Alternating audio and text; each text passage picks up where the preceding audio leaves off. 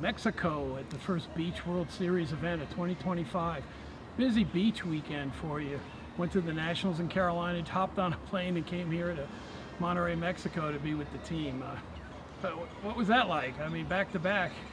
It's, my mom and my coaches taught me that involved is something you do for somebody else when it's convenient, and committed is doing the same thing when it's not convenient. And so I guess that's my story. I have to acknowledge an addiction to wrestling, and specifically beach wrestling, and more than anybody what this has done for my life. So just trying to hang out with good kids and pay a little bit back. Yeah, and they are good kids, and you got to see the young ones at the Nationals, and get to see our senior athletes, the ones that are really getting better and better here at the senior level here at the World Series. They were walking around with shirts that said 20 on them. They were down at the Beach Nationals. 20 years since they started that as a national event. Obviously, it's a little more than that as far as when beach wrestling got started. Tell us about that first event in the United States in New Mexico. It's I was fortunate. I was in kind of one of the upward mobility phases of my career as both a coach and an official. And when I heard the idea of why Phila wanted to experiment with beach wrestling, it really twofold. They were accommodating the world's kids who really want to wrestle but don't have the wherewithal for $100 shoes at the time, and for those federations that wanted to enter the world of wrestling who maybe didn't have the wherewithal for training centers and indoor facilities with mats and stuff. And I just thought it was a cool idea and jumped in and said, why not? So if you remember, we were hosting the Southern Plains at the time in New Mexico, down south in Carlsbad. And so David Stormo, my partner in crime, and I said, hey, let's jump in and do this. We were first in the country in women's wrestling. Let's be first in beach wrestling. So we threw it together, and I don't know how you're doing with time, but here's the story. We wrestled in the evening at a park along the Pecos River on a beach there, and sure enough, about 11 o'clock that night, in rolled a police car with emergency lights going. Someone had driven by and reported a fight in the park along the beach. So, we answered all the guys' questions, and everything was okay, but only you could get this, Gary. The guy was, and I knew him pretty well, a 3-time state champion from Carlsbad High School who had gone into law enforcement, and he asked this question: Coach, how long are you guys going to be here? Because I get off at midnight. Gary, the cop came back and wrestled. That's awesome. That's a good time. Well, we share some stories. So obviously the Beach World Series is kind of a new concept, 5-6 years, I don't know, since they've decided to go multiple events all over the world and bring the people together.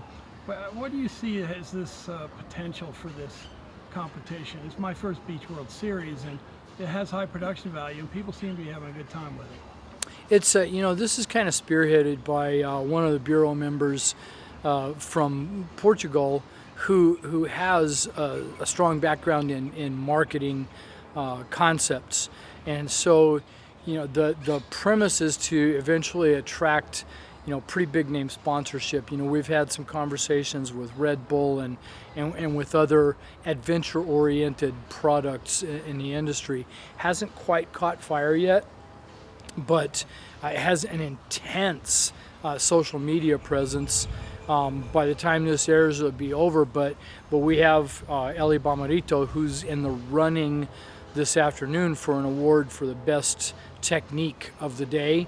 And so what they'll do is they post these videos on Instagram, and the voting will carry on globally through just about the end of the finals, but it just multiplies the social media presence, because friends are telling friends to tell friends, to wake people up in Europe and vote for the athletes that they favor. So I think overall this is a very modern idea. It incorporates the world of marketing with Olympic sport, and I'm I'm proud to be part of, the history that led to where we are today. I think we have a big future.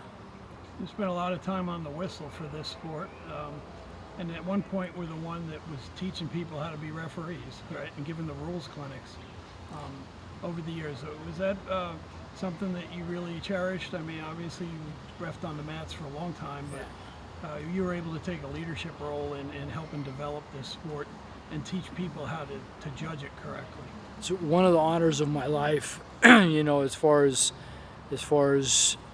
honoring that commitment, putting in the work, and not really worrying about what you get, but we get so much. I retired on the mat. I think most people know that UWW enforces a mandatory retirement age of 60. I retired on the mat at the Junior World Championship in Zagreb in 2014, just before my 60th birthday, and was, I had been deeply involved for a long time, since the beginning with beach wrestling, and had assisted, other leaders along the way. So I got my congratulations retirement letter in late August of 2014, and 10 days later I got the next letter that said, congratulations, you've been appointed as the global instructor for beach wrestling.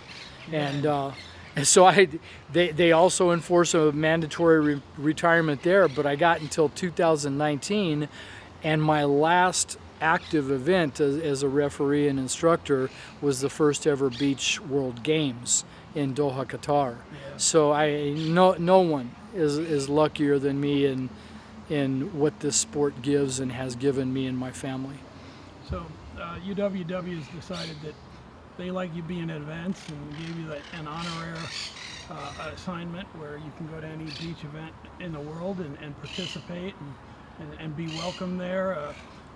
That's kind of cool. I don't know too many people that the whole sport wants to keep around, even when you're not doing the refereeing or the other things that would be part of what would bring you there. Yeah, I don't know if they want to keep me around or they're just entertained by my nonsense. But again, it is quite an honor, no pun intended. They call it honoraire, but yeah, it's pretty much membership for life, and it comes on the backs of the world's greatest athletes, who put me in this position, and it comes at the decision of people that I respect worldwide for what they've done and what they've given. So all I can do is just say thank you, wrestling. So we're in the Pan American countries, and Pan America's really embraced beach wrestling. They have a championship at every age group Pan American tournament. The second year in a row they've hosted a World Series event. Just talk about how our continent gets it.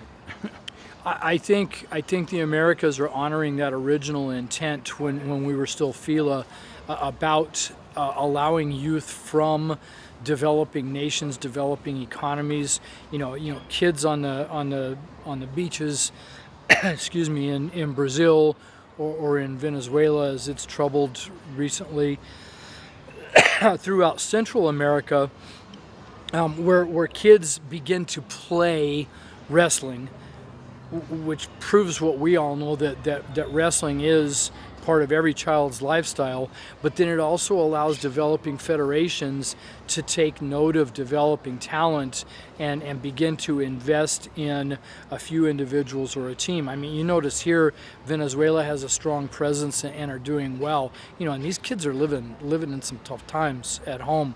Argentina has developed a strong presence.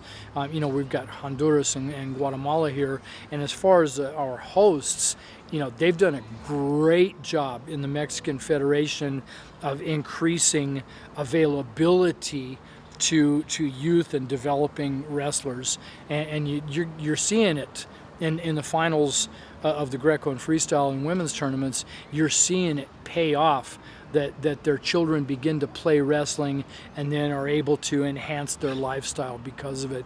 It's pretty cool. Obviously, you spend some time in Europe. You live there in the summer. You're going to spend a little more time on the beach with these guys and gals, huh? I will. I'll be in Portage, Croatia in 2 weeks, and then actually we have quite a long summer off. I'm involved with a couple of indoor events. I'll be at the Grand Prix in Budapest, and some of the age group world or continental championships in Europe. Wrestling, also treats Eva and myself really well. In that part of our lives, we're the luckiest people alive. But then we pick back up after Porridge in Casablanca, Morocco, in early September, and then come straight back to Zagreb for the indoor worlds. So it's a rock star existence. Yeah. Well, everyone who's here seems to know you. So, yeah, our rock star Rusty Davidson here in Mexico. Had a great time so far. Love you guys. Thanks. All right.